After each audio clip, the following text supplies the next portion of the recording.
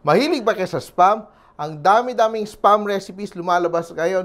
Pero ang gagawin natin ngayon, kakaiba. Kasi i-hack natin yung spam recipe mismo at gagawa tayo ng sariling spam. Simpol, luto na, ha. So sisimulan natin gamit ang ating ground pork. So meron tayong ground pork from Fresh Options, good quality ground pork. And what do? We add our ingredients. Sobrang simple ng ating ingredients. Gagamit tayo ng 4 tablespoons na patis. We're using patis. Hindi tayo gagamit ng salt. Gagamit tayo ng patis para mas malinamnam. Para hindi na tayo gagamit ng MSG. 1 tablespoon of sugar. 1/2 teaspoon of pink salt. Yan.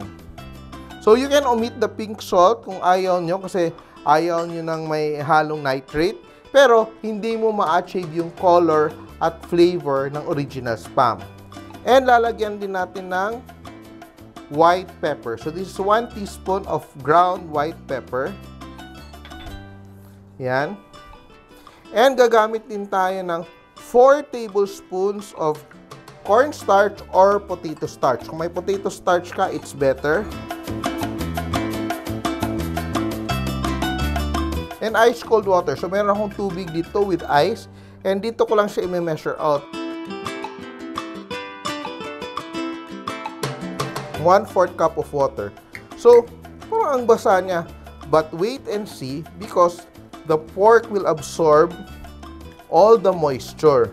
So, kailangan mo lang ng konting tiyaga to make this because you have to mix it thoroughly. Look at that. Nawala na yung water natin. It's been absorbed. So, that will keep our luncheon meat juicy when it cooks.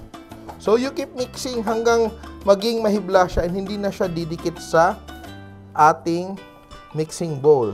So, medyo matagal lang yung mixing niya. Tingnan mo, after mixing the ground pork for several minutes, ay maglalighten yung kulay niya at nagiging mahibla yung texture niya. Oh, nagiging sticky siya. Tingnan mo. So, yung gagawin natin, i-divide natin into 2 ang ating meat mixture. Gagamit tayo ng oval pan, lanera, as tawag natin. And, ililipat lang natin. Be sure na it's flattened. Yan. Divide into 2. So, immediately, nakagawa tayo ng 2. So, pag maramihan yung gawa mo, hindi na kayang manual or else, hihingalin talaga kayo. Yan. Really press. Be sure that yan, walang air pocket sa loob. And before steaming, we let it rest in the chiller ng around 2 hours to 6 hours. Or even overnight pwede siya. So when we slice it later on, sobrang ganda ng pink tone ng ating luncheon meat. And what we're going to do is we're gonna wrap it in plastic wrap as we let it cure. So, hindi natin siya isi-steam kaagad. Yung gagawin natin ay ating i-rest and cure para mag-effect yung ating pink salt. Remember, hindi mo talaga ma-achieve yung texture ng ating product kung hindi na-mix ng maayos yung inyong ground pork. Or, hindi chilled. Ginagawa mo tong ating recipe pero hindi chilled yung inyong pork. So, na-wrap na natin siya. At ngayon, i-cure na natin siya. Quick cure lang tayo for 2 hours, pero better if it's longer. And we're back. Ready na natin i-steam yung ating spam or ating luncheon meat na kinure natin since this morning. So ngayon, i-steam na natin siya for around 15 to 20 minutes. So our wok, our steamer is already very hot.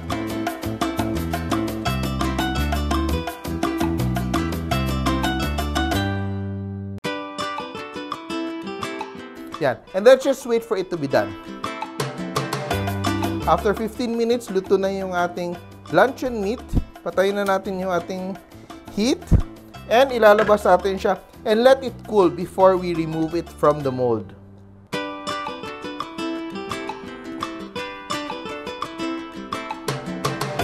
So malamig na yung ating luncheon meat. Pwede natin siyang i-unmold. Tanggalin lang natin yung ating plastic wrap. Yan, look at that. So, nakikita natin medyo maputla yung kulay. But if you cure it much longer, dun lalabas yung reddish color ng kanyang meat. Yan.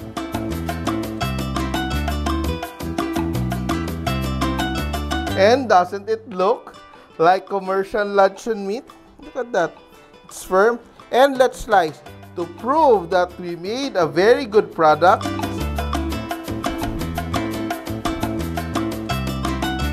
Anong say nyo? Legit ang ating luncheon meat? If you try it and you master it, kaya niyang gumawa ng ganito kagandang products at home. It's already edible kasi steam na siya. But yung nakasanayan natin na prito ang ating luncheon meat, cutting oil, heat up the pan. Let's cook 4 pieces. Okay. So you can use whatever shape or size of mold you want.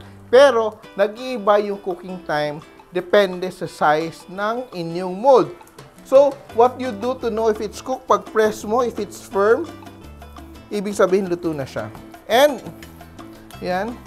So this one does not brown too easily kasi konting sugar lang nilagay natin.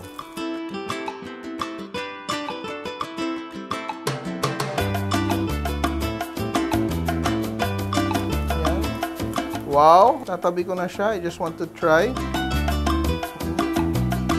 So, the key talaga is the curing. Parang if you just cook it right away, ginawa mo siya, linuto mo siya agad, nangyayari, lasa lang siyang giniling. Pero, if you allow it to cure 6 hours to overnight, dun mo malalasahan yung development na lasang-lasa mo talaga yung luncheon meat. Ngayon, titikman ko na siya. Have we achieved our objective today to replicate our favorite luncheon meat brand? Pang-almusal ko na ito bukas, pero titikman ko na ngayon. And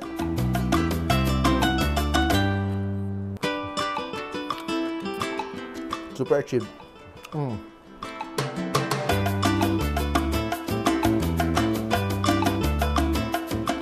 Talagang simple. With a little bit of patience, you're able to replicate your favorite brand of luncheon meat. Here it is, our homemade luncheon meat, Simpol! Nagustuhan niyo ba ang video na to? Please share para lalong dumaming ating mga kasimpol. And don't forget to subscribe to our Facebook, YouTube, and Instagram accounts.